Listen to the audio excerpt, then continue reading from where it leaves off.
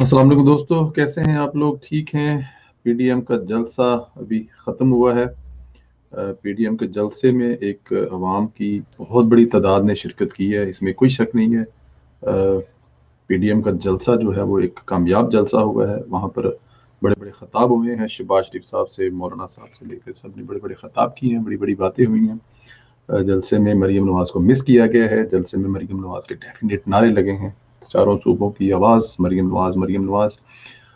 दोस्तों, नदीम मलिक साहब को एफआईए ने नोटिस भेजा है और उनसे कुछ वजाहत मांगी है, लोगों के नाम मांगे हैं या जो भी कहा गया है कि आप जनाब हाजिर हों और आगे हमें ये बताएं कि आपने फलां फलां जो प्रोग्राम किया था जिसमें अरशद मलिक साहब के हवाले से, नवाज शरीफ साहब की सज़ा के हवाले से, कि नवाज शरीफ को सज़ा नहीं थी, उनको ये था कि ये ज़मानत हो जाएगी। कुछ उन्होंने लिंक बताया नवाज शरीफ साहब के कुछ चीज़ों के और कुछ उनको होप उम्मीद थी, लेकिन दूसरी साइड वाले जो हैं वो कौन हैं वो भी नदीम मलिक साहब ने खुलकर नहीं बताया, लेकिन वो कहते हैं कि आप सबको पता है।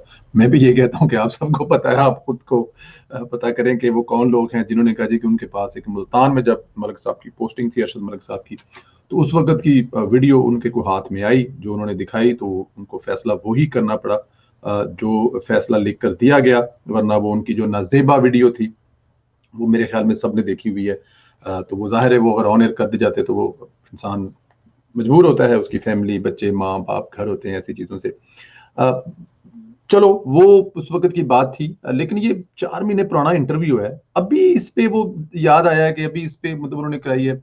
समा टीवी के बारे में, क्योंकि हम लोग सोशल मीडिया पे प्रोग्राम करते हैं और हम लोग कोई एंकर तो है नहीं और हम लोग कोई ऐसे कोई ऑफ़िशियली जर्नलिस्ट भी नहीं है। हम लोग तो एक सोशल मीडिया की आवाज़ बनने की कोशिश करते हैं और सोशल मीडिया पे जो होता है उसी को डिस्कस करते हैं, मेन स्ट्रीम की खबरें लेकर भी खबरें करते हैं और अपने ख़्यालात का इज़हार भी करते हैं। तो अब नज़र ऐसा आ रहा है कि जो समर टीवी है ये मेरे ख़्याल में हमारी रिपोर्टों के मुताबिक, या आपको भी पता है, ये पीटीआई के एक एमएनए हैं, तगड़े एमपीए हैं, उन्होंने खरीदा हुआ है। और अब वहाँ पे अगर नदीम मलिक साहब बैठ के, सदर भी हैं नदीम मलिक साहब इसके अपना समा टीवी के, वहाँ पे बैठ के वो हुकूमत के खिलाफ प्रोग्राम करेंगे, तो प्रो टीवी चैनल तो हुकूमत ने खुद खरीद लिया है, मतलब कि हुकूमत के जो एक एमपी हैं अलीम खान साहब, काफ़ी अमीर आदमी हैं, उन्होंने खरीद लिया है। तो अब उनके टीवी स्टेशन पे बैठ के नदीम मलिक साहब इमरान खान साहब या पीटीआई के खिलाफ प्रोग्राम करेंगे तो ये मुमकिन तो हो नहीं सकता ना फिर। या फिर इमरान खान साहब अलीम खान को छोड़ेंगे या अलीम खान इमरान खान को छोड़ेंगे। तो ये भी एक आ रहा है कि वो उनको निकालने का कोई शायद और तरीका नहीं था वहां से, तो ये एक तरीका था कि इस तरीके से उनको वहां से निकाला जाए। और बहुत सारी चीजें हैं, सच बोलते हैं। 90 की दहाई के जितने भी सहाफी थे टीवी पर आपको नजर आते थे वो अब नजर नहीं आते, तो नदीम मलिक साहब एक नजर आते थे। मैं आपको वो वीडियो क्लिप दिखाना चाहता हूँ जो एक्चुअली एतराज की वजह बनी जा रही है, जिस वजह से एफआईए ने नदीम मलिक साहब को पेशी पर बुलाया है, जिसमें नदीम मलिक साहब ने ये फैसला किया है कि ना वो पेशी पर जाएंगे, ना जमानत करवाएंगे। ये बात भी सोशल मीडिया पे चल रही है, हम अपने पास से नहीं कर रहे हैं। जो सोशल मीडिया पे चलता है हम वही बात करते हैं, वही बताते हैं। तो हमारी किसी भी चीज को ऑथेंटिक, इस पॉइंट ऑथेंटिक जो चीज होती है उसमें हम बता देते हैं कि ये ऑथेंटिक है, ये किसी ने हमें बताई है, हमारे सोर्स ने बताया, लेकिन बहुत सारी चीजें जो सोशल मीडिया पे होती हैं तो फिर हम उनको सोशल मीडिया पर ही डालते हैं। ये क्लिप सुने जरा मलिक साहब का। उनके ऊपर जो एफआईए की टीम इन्वेस्टिगेशन वगैरह इस प्रोसेस के अंदर कर रही थी, मुझे कुछ अर्सा पहले उनमें से एक शख्स सीनियर आदमी थे, उनसे मिलने का मौका मिला। दो लोग थे बल्कि, उनसे मिलने का मौका मिला। उन्होंने मुझे मज़े की एक बात बताई। मैं पूरी तफसील तो ऑन एयर बता नहीं सकता कि उसमें कुछ हमारे बड़े ताकतवर अदारों के एक या दो लोगों के नाम आते थे। मैं पूरी तक कहानी नहीं बता सकता, लेकिन उनकी अगर मैं कहानी को सामने रखूं तो उससे ये तासुर मिलता है कि एक वीडियो थी 30 साल पुरानी जज अरशद मलिक की। जज अरशद मलिक को पीएमएलएन इस होप पे वहाँ पे तवक्को रख रही थी कि एहतसाब अदालत के अंदर नवाज शरीफ की वो बेल कर देंगे। नून लीग से उनके राब्ते थे, एक लिंक मौजूद थे पहले से। वो ऐसे नहीं थे कि अरशद मलिक कहीं से आए थे और नवाज शरीफ को उसका पता ही नहीं था। ये कोई पता नहीं क्या मिड जैक या कोई ऐसा यहाँ पे जगह भी है जिनके साहब का भी उनसे कोई ताल्लुक वास्ता था, तो एश्योरेंस वगैरह थी। दूसरी पार्टी जिसका मैं नाम नहीं ले रहा, मेरे ख्याल में बहुत सारे लोग अंडरस्टैंड कर सकते हैं, उनके हाथ करके में वो 30 साल पुरानी वीडियो आ गई। और वो वीडियो काबिल एतराज़ वीडियो थी।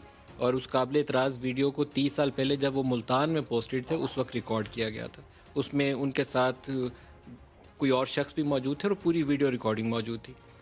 जज साहब को तलब किया गया एक कॉन्स्टिट्यूशन एवेन्यू में एक जगह के ऊपर। उनको बताया गया कि ये वीडियो भाई ये देखो, अगर तो सीधे हाथी केस का फैसला करते हो तो ठीक है, नहीं तो फिर ये वीडियो वीडियो मंजर आम पर आ जाएगी।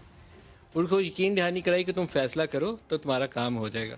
जज गया, जज ने जाकर अरशद मलिक ने फैसला वैसला सुना दिया, नवाज शरीफ की नाहली होगी। ये मैं जो बातें उन्होंने सुनाई एज इट इज़ मैं आपको बयान डरते कर भी रहा नहीं हूँ। नाल मलिक साहब। सच और झूठ का वजन उन दोनों लोगों के ऊपर बहुत जिम्मेदार सीनियर लोग थे। फिर यही वीडियो, सेम वीडियो PMLN के हाथ में आई और PMLN में भी नवाज शरीफ के बरखुरदारों के हाथ में आई। और उसके बाद वो अरशद मलिक मिलने आते हैं नवाज शरीफ से और वो माफ़ी तलाफ़ी करते हैं कि ये हो गया था, वीडियो उनके हाथ में आ गई थी तो मैं क्या करता। उसी वीडियो को उसको बताया कि ये वीडियो तो हमारे पास भी है। तो उसने फिर पूरी कहानी जब सुना रहा था कि मुझे इस तरह बुलाया गया और मैंने ये किया, वहाँ उसकी दोबारा रिकॉर्डिंग की गई। और वो रिकॉर्डिंग जो थी वो वाली है जो वो नासिर साहब हैं जो लंदन चले गए हैं, जो भी उनका नाम है, उन्होंने वहाँ की। जी, ये दोस्तों कहानी है जो अभी जो नदीम मलिक साहब को बुलाया है और उनसे हिसाब किताब लेने का जो फैसला किया है कि आ दसो कि दो बंदे तेन सारी स्टोरी सुना के गए हैं, जरा सानू तो लगे ना पता कि एड्डी वड्डी अहम स्टोरी। इसके मुताबिक तो दोस्तों ना नवाज शरीफ साहब के केस में तो खैर पहले भी कुछ नहीं है। वो अरशद मलिक जो अपने मुंह से सारा कुछ कह गया जी, मतलब कि मैनू क्या जी तुम ऐ करो तो ऐ करो, ढोलकी बजाओ माड़ी माड़ी विच म्यूजिक पाओ तो विच ऐ करो तो इधरों फड़ फुड़ के कर करा के नवाज शरीफ को फारग करो। वो अपने मुंह जुबानी कह गया जिसने फैसला किया। तो अब मलिक साहब जो है वो तो वही बात सुना रहे हैं जो उनको वो बात सुनाई गई है।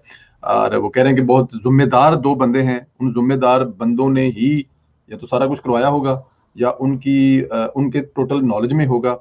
लेकिन अब मलिक साहब को जो बुलाया है और मलिक साहब ने जाने से इनकार किया है। मलिक साहब ने कहा है कि ना तो मैं पेशी पर जाऊंगा और ना ही मैं वहां पर